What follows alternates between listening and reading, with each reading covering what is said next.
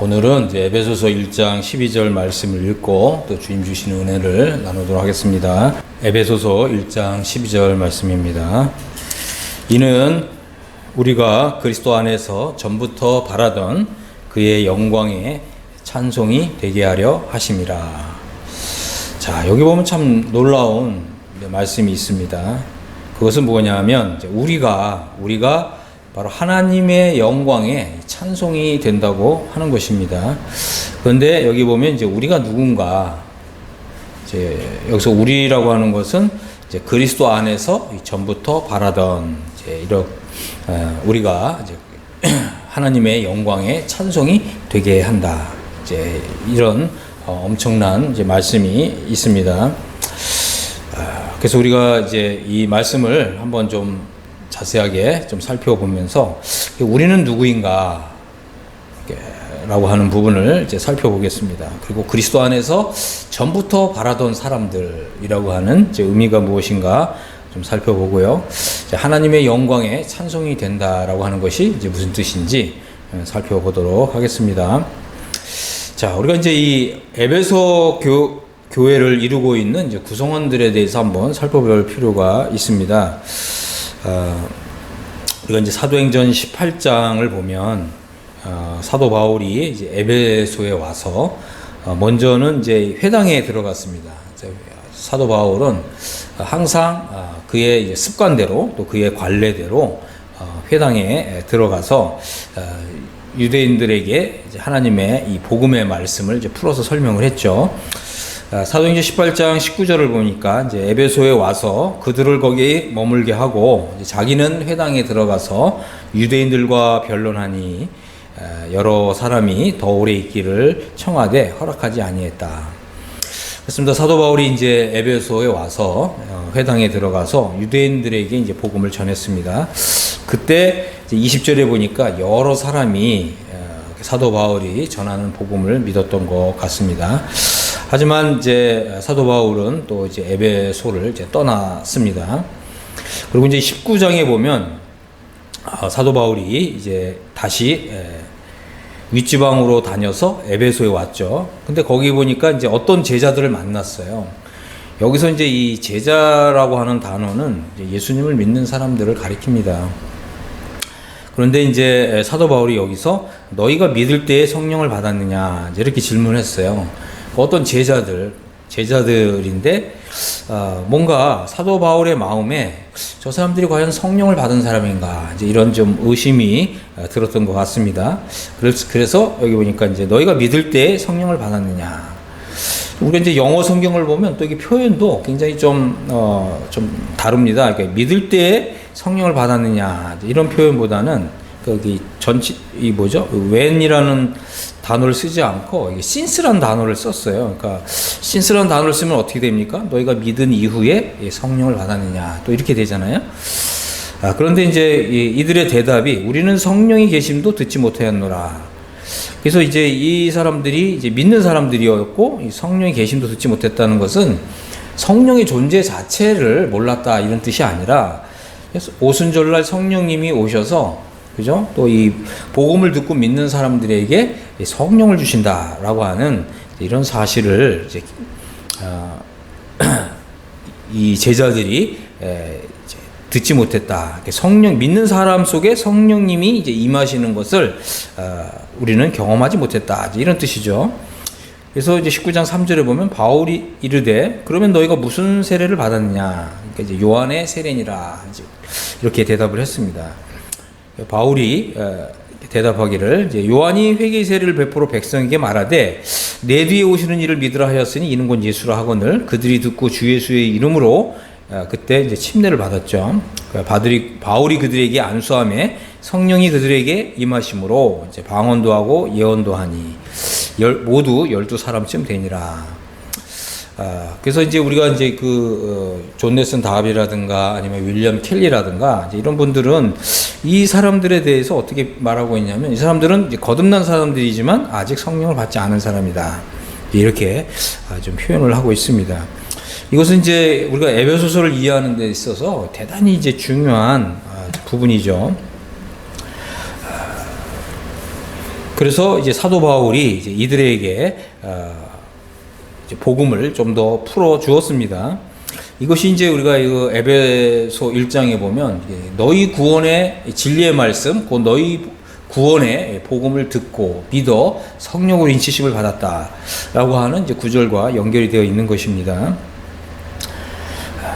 그래서 이때 이제 이 사도 바울을 통해서 이제 침례를 받고 바울이 이제 안수회니까 성령님이 그들에게 임하셨다는 거죠.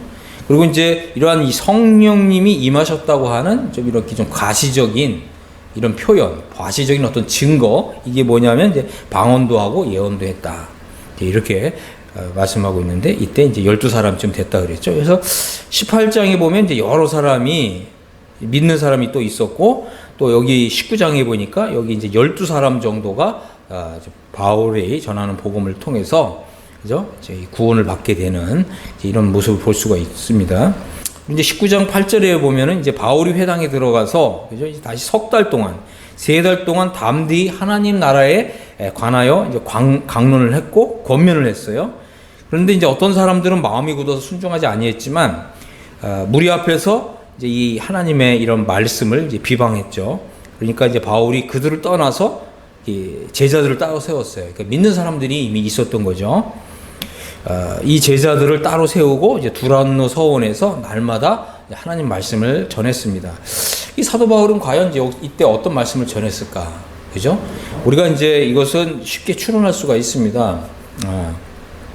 바로 사도 바울이 아마도 그 로마서가 사도 바울이 전하는 복음의 요체이고 또 아주 핵심이고 그렇다면은 이 사도 바울은 이제 이 로마서에 있는 이런 말씀들을 강론을 했을 것입니다. 그래서 이 로마서의 가장 중심에 있는 핵심 메시지가 뭐예요? 바로 로마서 6장, 7장, 8장 아니겠습니까? 그래서 사도 바울은 이 로마서에서 이미 거듭난 사람들에게 하나님의 복음을 전했고 그래서 하나님의 복음을 전하면서 이신득이의 이런 진리를 전했습니다. 그리고 또한 이제 로마서 6장, 7장, 8장에서 영적 해방의 진리를 전했습니다. 그래서 그리스도의 죽음에 연합한 사람들은 그리스도의 이 부활에도 연합한 자가 된다고 하는 이제 이런 말씀을 전했을 것입니다. 그때 이제 이 많은 사람들이 바울이 전하는 이제 이러한 하나님의 복음을 믿었다는 거죠. 그리고 이제 19장 10절에 보니까 2해 동안 이같이 하니, 그러니까 무려 이제 2년 동안이나 이렇게 하나님의 복음을 이제 전했습니다. 아마도 사도 바울은 이제 2년에 걸쳐서 사도 바울이 하나님께로부터 받은 복음, 그죠? 로마서에 보면 이제 이걸 하나님의 복음이라고도 표현했고, 또 하나님의 아들의 복음이라고도 표현했고, 또 비밀의 복음이라 이렇게 표현을 했습니다. 사도 바울은 아마도 이제 이런 로마서의 이런 핵심적인 이런 진리들을 증거했을 것입니다. 이제 2년 동안 이제 이렇게 복음을 전했을 때 아시아에 사는 자가 유대인이나 헬란이나 다 주님의 말씀을 들었다 이제 이렇게 표현되어 있고요. 그 다음에 이제 19장 18절에 보면 믿은 많은 사람들이 와서, 그러니까 믿는 사람들이 많이 있었던 걸 보게 되죠. 그래서 이 사람들이 와서 자복하고 자신의 행한 일들을 그 과거에 자신들이 믿지 않았던 이런 행위들에 대해서, 그죠? 우상을 따랐던 이제 이런 자신의 이런 죄들을 자백하고 또 고백하고 또 회개하고 또 이런 일들을 다 버렸던 거죠. 그리고 이제 여기 또 19장 19절에도 보면 이제 이들의 이 믿음이 아주 확실하게 행동을 통해서 변화된 이런 이 행동을 통해서 선명하게 나타났던 것을 보게 됩니다. 그러니까 이제 이 에베소 교회를 이루고 있는 이 사람들을 보면 첫 번째 그룹은 이제 18장 20절에 그죠? 이때 처음 바울이 에베소에 와서 회당에 들어가서 유대인들에게 복음을 전했을 때 그때 믿은 사람들 첫 번째 그룹. 두 번째 그룹은 이제 19장 이제 1절부터 이제 7절까지를 보면 어떤 제자들이 있었잖아요. 근데 이 제자들에게 바울이 복음을 더 풀어줬고, 그리고 이 요한의 세례를 받은 사람에게 예수님의 이름으로 이제 침례를 베풀었고, 그때 이제 성령님이 그들에게 임했다는 거죠. 그리고 이제 그때 믿었던 사람들이 모두 12사람쯤 되는, 이게 이제 에베소 교회를 이루는 두 번째 그룹이 되는 거예요.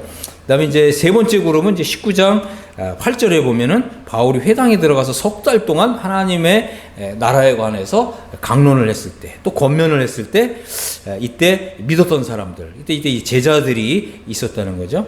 그래서 이제 이 제자들을 따로 이 두란노 서원으로 불러 모아서 날마다 복음을 전했다. 이게 이제 좀 세 번째 그룹. 그리고 이제 네 번째 그룹은 2년 동안, 2년에 걸쳐서 하나님의 이 복음을 전했습니다. 이 로마서에 나타나 있는 이런 복음의 이 진수, 이런 복음의 로마서의 핵심 진리들을 전했을 것입니다. 그때 믿은 많은 사람들이 생겼던 거죠. 이게 이제 이 네 번째 그룹이었습니다. 그리고 이제 주님의 말씀이 아주 힘있게 전파되었고, 거기서 흥왕했고, 세력을 얻었다. 이렇게 표현되고 있습니다. 우리가 이 에베소서를 이제 이렇게 읽으면서 이 에베소서에서는 이 칭의에 대한 믿음으로 의롭다함을 받는 진리가 소개되어 있지 않다고 하는 사실을 항상 염두에 두어야 합니다. 어떻게 보면 이 칭의 복음은 전혀 소개하고 있지 않아요. 오히려 에베소서에서는 이 성화 복음을 전파하고 있습니다. 그래서 이제 다시 에베소서 1장 1절을 오게 되면, 그죠? 우리가 이제 이 에베소의 교회를 형성하고 있는 네 그룹의 사람들을 살펴봤잖아요. 근데 이제 에베소서 1장을 오게 되면 여기 어떻게 되어 있습니까? 하나님의 뜻으로 말미암아서 그리스도 예수의 사도된 바울은 에베소에 있는 성도들과 그리스도 예수 안에 있는 신실한 자들에게 편지한다. 이렇게 쓰고 있는 걸 보게 됩니다. 그렇습니다. 이제 에베소 교회의 성도들에게 편지를 썼고, 또 그리스도 예수 안에서 이 신실한 자들에게 편지를 쓰고 있다고 하는 거죠. 여러분, 이 신실한 단어는 영어식 표현은 이게 faithful이라는 단어를 썼어요. 이것은 이제 단순히 그냥 믿는 사람들이라고 하는 표현이 아니죠. 이미 이제 이 에베소 교회 성도들은, 그죠? 2년에 걸쳐서 사도 바울이 전하는 복음을 들었어요. 그리고 믿었죠. 그리고 이 로마서에서 아주 이 핵심적인 구절이 무엇이냐면, 이제 로마서 6장 4절 5절을 한번 보겠습니다. 사도 바울이 이렇게 얘기했잖아요. 우리가 그의 죽으심과 합하여 세례를 받음으로 그와 함께 장사되었나니 이는 아버지의 영광으로 말미암아 그리스도를 죽은 자 가운데서 살리심과 같이 우리로 또한 생명 가운데서 행하게 하려 함이라. 만일 우리가 그의 죽으심과 같은 모양으로 연합한 자가 되었으면 또한 그의 부활과 같은 모양으로 연합한 자도 되리라. 사도 바울이 로마서에서 이렇게 표현을 했어요. 아마도 이제 이 에베소 교회 성도들은 이러한 말씀을 듣고 이 말씀이 자신들에게 이루어 주시기를 기도하고 사모했고, 또 그런 이 믿음의 연습을 한 사람들로 보입니다. 그렇기 때문에 이제 이 에베소 교회의 이 성도들은 어떤 사람들이었냐면 바로 그리스도 안에서 전부터 바라던 사람들이었다는 거예요. 무엇을 바랬냐? 우리가 이제 우리 성경에는 그리스도 안에서 전부터 바라던 사람들 이렇게 표현되어 있잖아요. 근데 이제 우리가 좀 영어 성경을 보면 조금 표현이 다르죠. 뭐 킹제임스 성경을 보면은 이전에 그리스도 안에서, 그죠? 그리스도를 신뢰했던 사람이다. 이렇게 표현이 되어 있어요. 이게 좀 트러스트라고 하는 이런 단어를 썼거든요. 그러니까 이제 믿는다고 하는 것보다는 더 좀 강력한 단어죠. 더 강한 단어예요. 그러니까 이전에 그리스도를 이미 신뢰했던 사람들. 그죠? 이제 이것은 단순히 믿었다고 하는 것이 아니라, 그죠? 2년 동안 바울이 전한 복음을 듣고 로마서에 있는 이런 진리의 말씀을 자기 안에서 이루어지기를 간절히 소망했고 열망했던 사람들이라는 거예요. 그리스도를 신뢰했고 그리스도를 의지했고, 이것이 바로 이 에베소 교회의 성도들의 믿음이었다고 하는 거죠. 그리고 이제 이 다비역 성경을 보면 이제 그죠? 우리가 누구냐? 바로 그리스도를 이전에 신뢰했던 사람이다. 이렇게 표현이 되어 있습니다. 그래서 이 에베소 교회에 왜 그러면 이제 이런 믿음으로 의롭다함을 받는 진리가 없느냐, 이런 진리가 소개되고 있지 않느냐, 그것은 이미 이 사람들은 믿음으로 의롭다함을 받은 사람들이었다는 거죠. 이것이 바로 이제 그리스도 안에서 전부터 그리스도를 신뢰했던 사람들이라고 하는 뜻입니다. 그리고 우리가 이제 지금 이제 읽은 로마서 6장 4절 5절 말씀처럼 그리스도의 그 죽으심과 같은 모양으로 연합하는 믿음을 가졌고, 그 다음에 그의 부활과 같은 모양으로 연합한 자도 되리라 라고 하는 이 말씀이 자기에게 이루어지기를 간절히 열망하고 소망했던 사람들이라는 거예요. 그래서 이 에베소서는, 그죠? 그리스도와 함께 살리심을 받는 것으로 시작을 하는 거예요.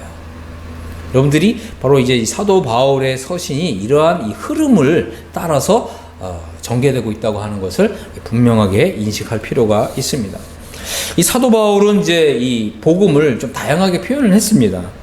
그죠? 그래서 이미 그 하나님 나라의 복음을 통해서 거듭났고 죄사함을 받은 사람들에게 로마서를 썼잖아요. 로마서를 쓰면서 뭐라고 표현했습니까? 하나님의 복음이라고 표현을 했죠.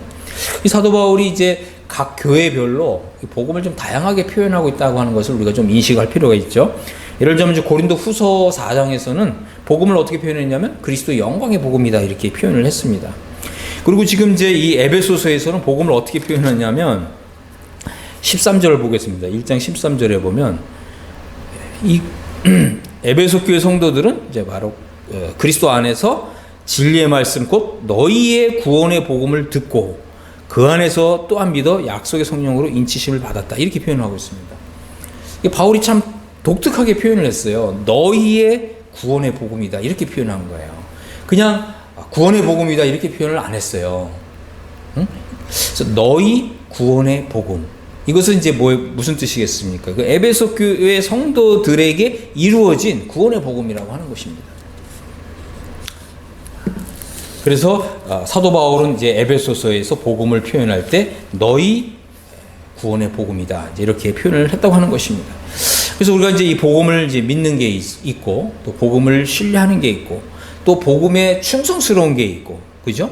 또 복음을 우리가 이제 믿는다고 입술로만 고백하는 것이 아니라 이 복음을 살아내는 이런 게 있거든요. 응? 바로 이제 에베소 교회 성도들은 바로 이러한 믿음을 가진 사람들이었다는 거죠. 단순히 복음을 믿는 이런 정도가 아니라, 그죠? 복음을 살아내는 사람들이었고, 복음을 실천하는 사람들이었어요.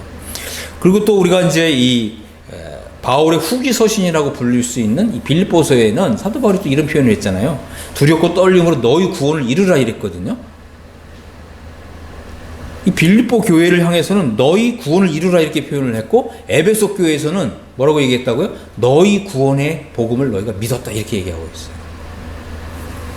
우리가 이제 이러한 표현들을, 성경적인 이런 표현들을 잘 유념하면서 성경을 읽을 필요가 있습니다.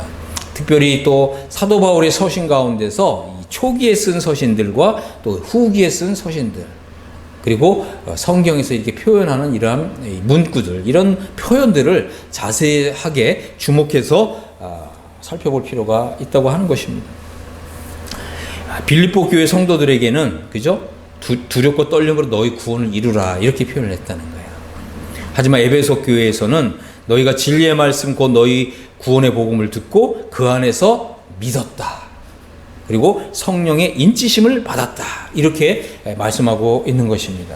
오늘날 그 믿는다고 하는 많은 사람들 가운데, 그죠? 정말 저 사람이 성령을 받았는가? 그리고 또 저 사람이 정말 성령의 내주하심을 경험하고 있는 사람인가? 우리가 이렇게 의심스러운 사람들을 많이 볼 수가 있잖아요. 그러니까 여러분도 여러분 스스로를 한번 잘 점검해 봐야 돼요. 과연 나는 성령을 받았는가? 나는 과연 내 안에 성령님이 내주하고 계시는가? 나는 과연 성령의 인치심을 받았는가? 그러면 우리가 한번 질문해 볼 수 있잖아요. 좀 받았는데요? 그럼 성령의 인침이 무슨 뜻이죠? 여러분 성령의 인침이 무슨 뜻인지 아십니까? 많은 사람들이, 그죠? 나는 믿었으니까 당연히 받았겠지 이렇게 생각하거든요. 그렇지 않습니다. 성령의 역사라고 하는 것은 우리의 이 믿음과 비례해서 성령님이 역사하시는 거지, 여러분 절대적으로, 그죠? 이 믿음이라고 하는 것은 하나님과 우리 사이에 굉장히 인격적인 관계를 토대로 해서 형성된다고 하는 거예요. 하나님의 이러한 이 모든 복된 이런 이제 복들이 있는데, 이것을 우리가 믿음으로 구한 것이 나에게 되는 거지, 내가 구하지도 않은 것을 하나님이 다 주셨다? 그런 건 성경적인 믿음이 아닙니다. 이런 거듭 믿음이에요. 여러분 이런 데 속으면 안 됩니다.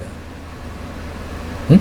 만약 우리가 이런 하늘에 속한 신령한 복을 받았다면 왜 그 정도밖에 못 사는지 여러분 스스로 생각을 해봐야 돼요. 응? 심지어는 사도 바울이 만일 여러분에게 오늘날 왔다면, 응?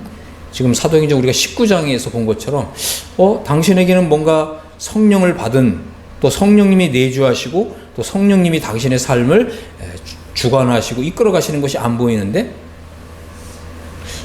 이런 의심을 사도 바울이 하지 않겠어요? 그렇기 때문에 우리가 하나님의 말씀과 나의 믿음이 과연 일치하는지를 우리 자신을 잘 성찰해 볼 필요가 있습니다.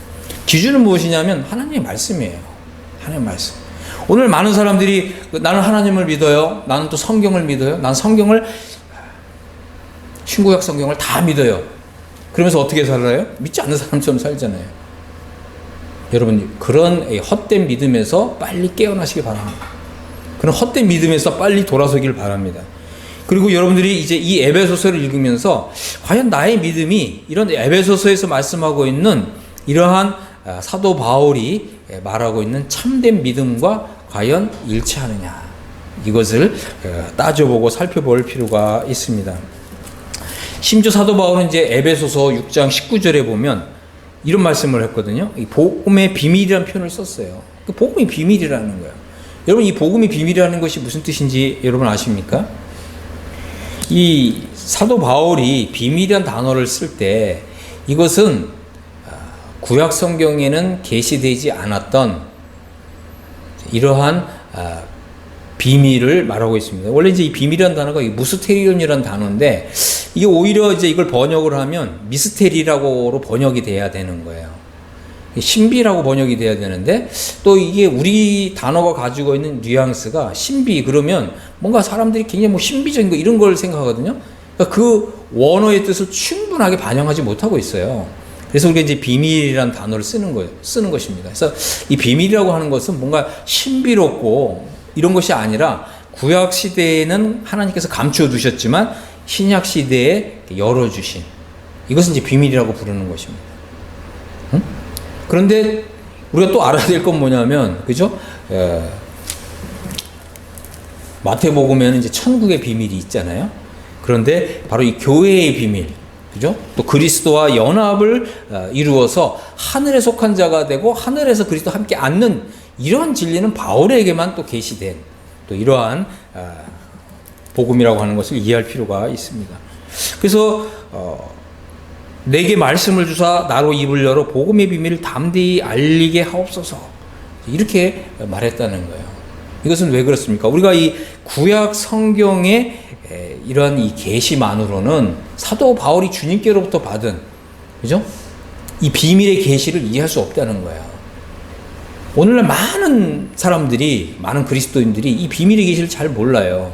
그 말은 뭐냐면, 많은 사람들이 그냥 난 예수님 믿었습니다. 나는 이제 예수님 믿었으니까 나는 이제 죽으면 이제 천당 갈 거예요. 거기에만 머무는 거예요. 이건 비밀의 계시가 아닙니다. 응? 이건 비밀의 계시가 아니에요. 이거는 유대교보다 더 못한 저질스러운 이런 믿음이에요. 많은 사람들이 이 저질스러운 믿음, 저질이란 말은 수준이 낮다는 말입니다. 응? 수준이 아주 낮은 이런 믿음인 거예요. 오늘 많은 사람들이 주님 믿은 지 10년, 20년, 30년 된 사람들이 고작 믿음이 뭐예요? 나는 죽으면 천당 간다. 이런 믿음을 갖지 않은 사람들도 많이 있지만, 어쨌든 이런 것은 사도 바울이 말하고 있는 이 비밀의 계시, 은혜의 경륜, 이런 것에 대해서 완전히 문외한이라고 하는 것입니다. 우리는 결코 이런 수준, 그죠? 여기에서 머물러서는 안 되는 것입니다. 사도 바울은요, 또 이 바울의 후기 서신이라고 부를 수 있는 골로새서에서 이런 얘기를 했어요. 1장 22절에 보니까 그리스도의 그 육체의 죽음으로 말미암아 화목하게 하셨다. 그리고 너희를 거룩하고 흠없고 책망할 것이 없는 자로 바로 그 앞에 세우고자 하셨다. 여러분, 여기 이 구절을 한번 잘 보시길 바랍니다. 너희를 거룩하고 흠없고 책망할 것이 없는 자로, 응? 하나님 앞에 세운다는 거예요. 응? 이게 바로 사도 바울이 하나님께로부터 받은 비밀의 경륜인 거예요. 응? 우리를 거룩하고 흠없고 책망할 것이 없는 자로. 그래서 우리가 이 에베소서를 우리가 이제 지금까지 공부를 해오고 있는데, 이 에베소서라고 하는 것은 우리가 그리스도와 함께 죽었다는 거 아니겠어요? 그리고 그리스도와 함께 살리심을 받았고 바로 그리스도께서 들어가신 그 자리에 우리도 들어간 사람이 되었다는 거 아니겠습니까? 그래서 우리가 그리스도와 함께 죽고 그리스도와 함께 살리심을 받아서 그리스도의 그 부활에 연합한 자가 된다고 하는 것은, 그죠? 바로 그리스도와 함께 하늘에 그리스도 안에서 앉아 있는 사람이 된다고 하는 것은, 그것은 무엇입니까? 그리스도의 자리에 들어가고 그리스도의 위치에 들어가고 그리스도의 지위에 들어가는 것이라고 하는 거예요. 그래서 우리 하나님께서 예수 그리스도를 보시듯이 나도 하나님께서 그렇게 보신다는 거예요. 우리 주님이 들어간 자리를 한번 생각해 보십시오. 우리 주님이 들어간 자리, 하나님이 보실 때 거룩하고 흠없고 책망할 것이 없는 자리거든요. 우리가 그리스도와 함께 죽고 그리스도와 함께 살리심을 받은 사람은 바로 이러한 그리스도의 자리에 들어가는 거예요.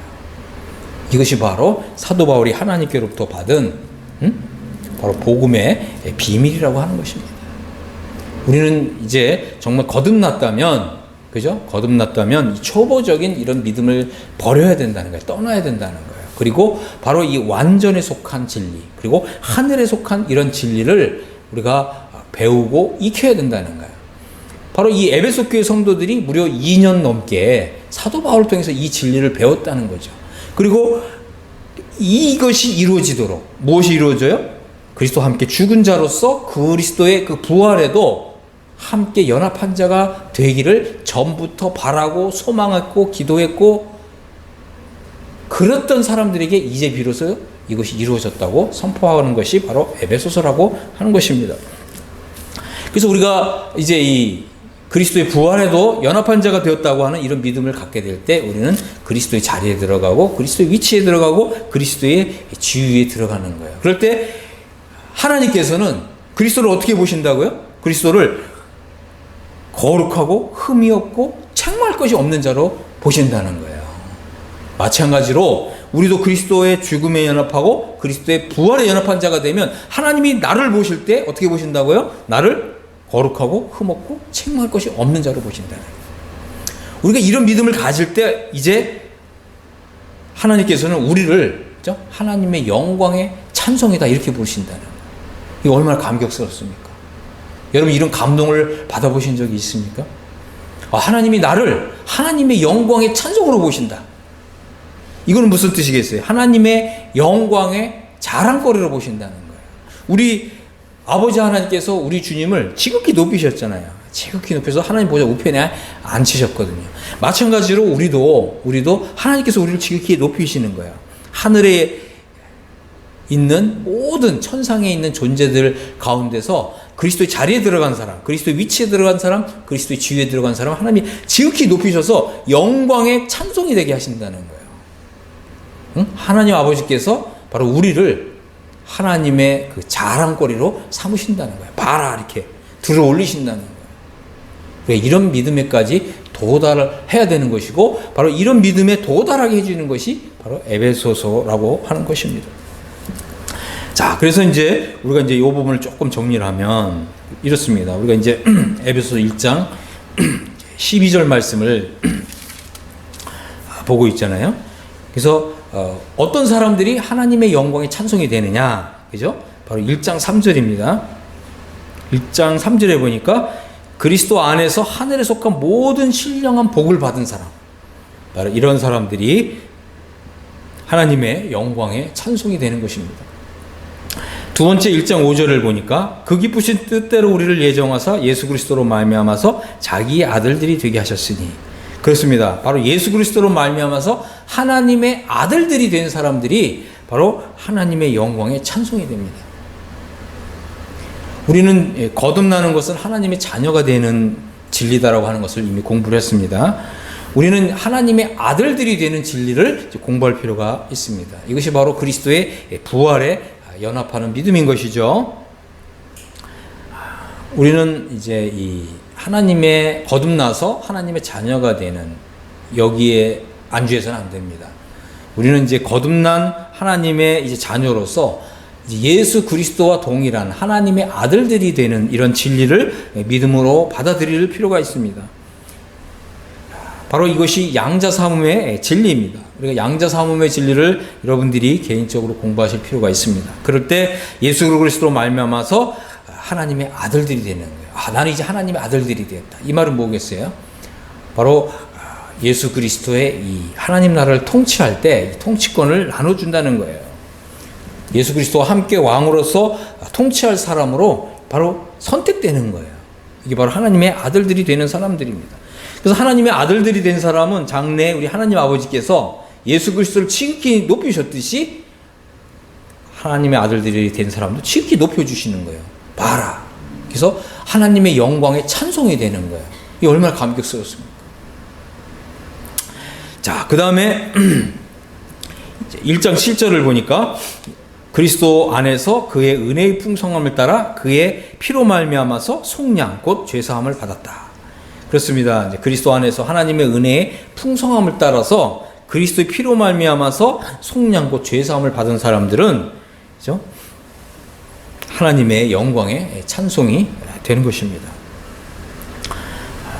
우리가 이제 이 죄사함의 진리를 좀 공부할 필요가 있습니다. 우리가 이제 죄사함의 진리 이렇게 얘기할 때 이 죄사함의 진리가 세 가지가 있다고 하는 것을 우리가 좀 공부할 필요가 있죠. 첫 번째는 영원한 죄사함입니다. 두 번째는 회복을 위한 죄사함입니다. 많은 사람들이 이 영원한 속죄, 영원한 죄사함은 잘 알고 있는데 회복을 위한 죄사함은 잘 모르잖아요.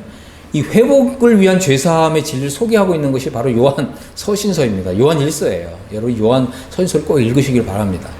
그리고 이 요한 1서의 이 말씀들이 여러분 안에서 이루어지도록 기도를 해야 됩니다. 그래서 하나님의 자녀가 된 사람은 죄를 함부로 생각해서는 안 되는 것이고 죄 짓는 것을 두려워해야 되는 것이죠.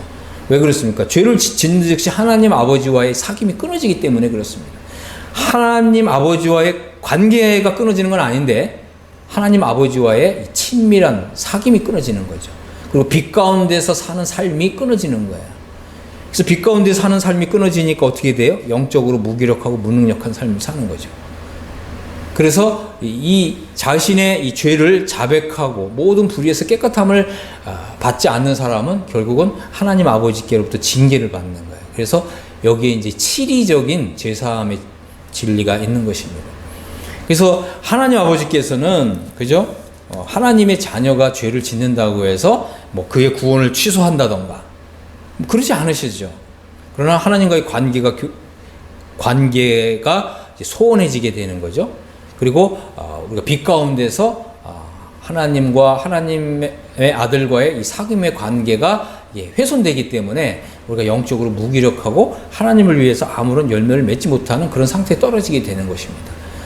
그리고 세 번째는 이 치리적인 죄사함이에요. 이것은 무엇이냐면 우리가 하나님께 어떤 죄를 졌을 때 하나님께서 말씀하셨는데 내가 그것을 고의적으로 불순종했을 때 하나님께서는 우리가 지은 죄의 어떤 경중에 따라서 아니면 또 우리가 하나님 앞에서 가지고 있는 어떤 책임의 정도에 따라서 징계하신다고 하는 거예요. 징계 정도가 다 다릅니다. 징계 수위가 다 달라요. 응? 그래서 우리가 이 죄 짓는 것을 경히 여겨서는 안 된다고 하는 것입니다. 어떤 사람들은 뭐 이러잖아요. 뭐 예수님께서 뭐 세상 죄를 지을 때 과거죄, 현재, 미래죄를 다 가져가셨기 때문에 우리가 이 사실을 믿기만 하면 우리가 앞으로 무슨 죄를 짓더라도 우리가 뭐 천당 간다. 뭐 그것이 이제 반쪽은 맞는 이제 진리일지 모르지만 그러나 이런 이 무법주의적인 신앙을 가진 사람들 중에서 좀 거듭난 사람이 있을 수 있죠. 그런 사람들은 어떻게 해요? 하나님께서 징계하신다는 거예요. 징계가 없는 자는 사생자라고 그랬습니다. 그래서 하나님께서는 결단코 죄의 문제를 경시하지 못하도록 하나님께서 그렇게 말씀하셨어요. 여러분들 이 모든 말씀들을 마음에 잘 새기고서 공부하실 필요가 있는 것입니다.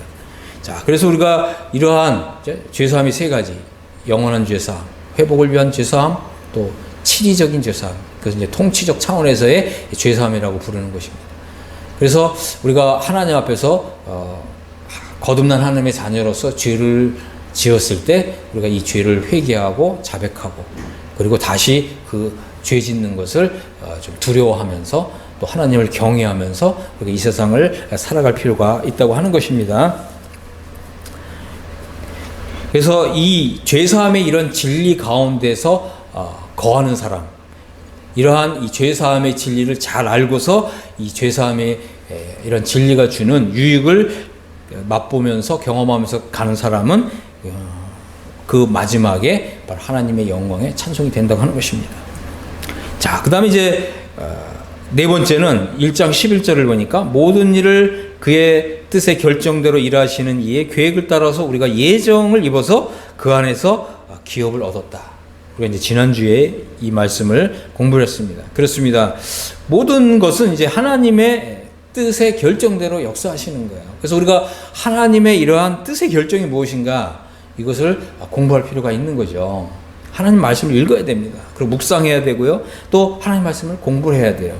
하나님이 어떤 것을 뜻하셨고 계획하셨고 결정하셨는가 이것을 우리가 알아야 될 필요가 있습니다. 그래서 하나님은 항상 하나님의 말씀을 따라서 역사하시고 하나님의 말씀대로 역사하시는 거예요. 우리가 이 하나님의 말씀을 모른 채 그냥 믿습니다 하고서 우리가 생각하는 거, 어떤 사람들이 이야기하는 거 이걸 쫓아가게 되면 망하는 거예요. 응? 이해하셨습니까? 그리고 하나님의 이런 뜻의 결정을 잘 알아야 됩니다. 그리고 이제 우리가 이제 이러한 하나님의 이런 뜻의 결정을 잘 알고 우리가 하나님의 아들들이 된 믿음으로써 살아가게 되면 하나님 나라에서 또 하나님 천상 세계에서 기업을 얻는다고 하는 것입니다. 그래서 하나님 나라에서 또 이 천상 세계에서 기업을 얻은 사람은 바로 하나님의 영광에 찬송이 된다는 거예요. 바로 우리가 이제 장래에 우리 구주 예수 그리스도의 영원한 나라에 들어가게 되면 우리는 이 땅에 속한 백성이 아니라 하늘에 속한 백성이 되는 것이고 하늘에 속한 백성으로서 하나님의 영광이 나타나는 거예요.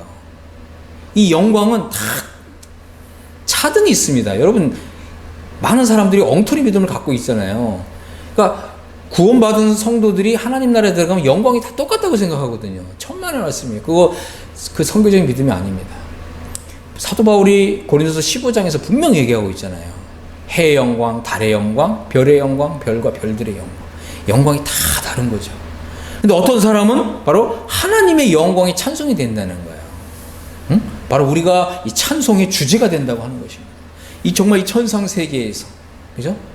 천상 세계에서 이 천만 천사들이 하나님의 영광을 찬송할 때 우리가 그 그리스도의 그 영광 속에 들어가서 우리가 하나님의 영광이 찬송이 되는 거예요. 이거는 우리가 하나님의 영광을 우리가 찬송한다 이런 뜻이 아닙니다. 여러분 성경을 잘 보세요. 우리가 하나님의 영광에 찬송이 되는 거예요. 바로 하나님의 영광의 찬송의 주제가 되는 거예요. 얼마나 감격스럽고 영광스러운 일입니까? 이게 바로 에베소서가 우리에게 열어주는 계시하고 있는 하나님의 바로 복음의 비밀인 것입니다. 저는 여러분들이 정말 이러한 복음의 비밀을 품은 사람들이 되기를 간절히 바랍니다. 이 에베소 말씀을 읽으십시오. 그리고 예수 그리스도의 죽음에 연합하고 예수 그리스도의 부활에 연합하는 길이 무엇인지 여러분 공부하시길 바랍니다. 그리고 바로 하나님의 아들들이 되는 진리를 여러분 공부하시기를 바랍니다. 바로 양자 삼음의 진리를 공부하시기를 바랍니다. 그리고 바로 하나님의 그 영광스러운 나라에서 최고의 영광에 들어가는 이런 진리를 공부하시기를 바랍니다. 그리고 바로 이 하나님의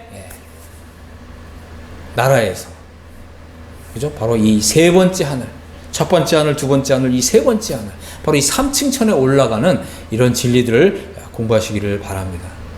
그리하여 여러분 모두가 다 바로 하나님의 영광이 찬송이 되는 이런 큰 영예를 얻으시게 되기를 예수 그리스도의 이름으로 축복합니다. 아멘.